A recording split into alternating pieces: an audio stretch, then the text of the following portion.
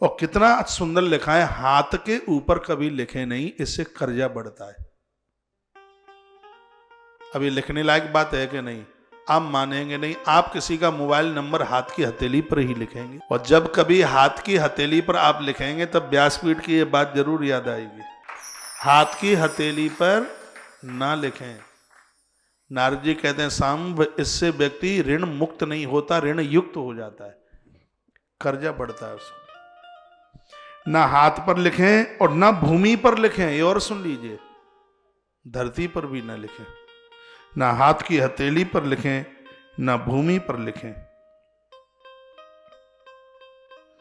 कमाल कर दिया, जिब्या का थूक लगा करके मुद्रा ना गिने, शास्त्र का पन्ना ना पलटे। आप तो नोट की गड्डी गिनते हो तो वैसे ही लगाते हो। तो इसका विरोध नारद जी ने किया है।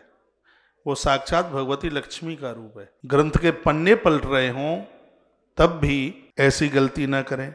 नदियों के किनारे कहीं कोई अस्थियां, कोई हड्डियां पड़ी हुई हैं, कोई मांस का लोथड़ा पड़ा है, कोई मृत कुत्ता इत्यादि ऐसा कोई जीव पड़ा है, तो उसको नदी में ना फेंकें, ये बहुत बड़ा अपराध हो जाएगा।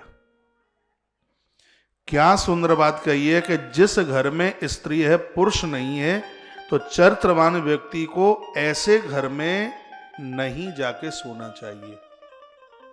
क्या सुंदर बात कही।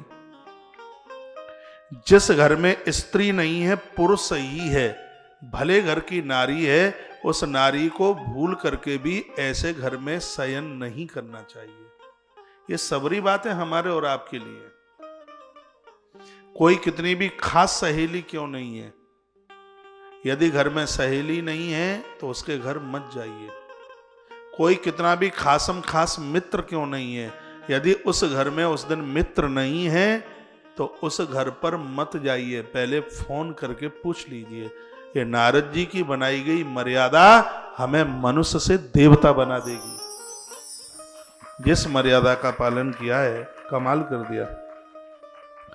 अग्नि, गुरु, देवता, ब्राह्मण, पति, गैया और अध्ययन और भोजन, सदैव इनको बाईं तरफ मत कीजिए, इनको दाहिनी तरफ रखिए।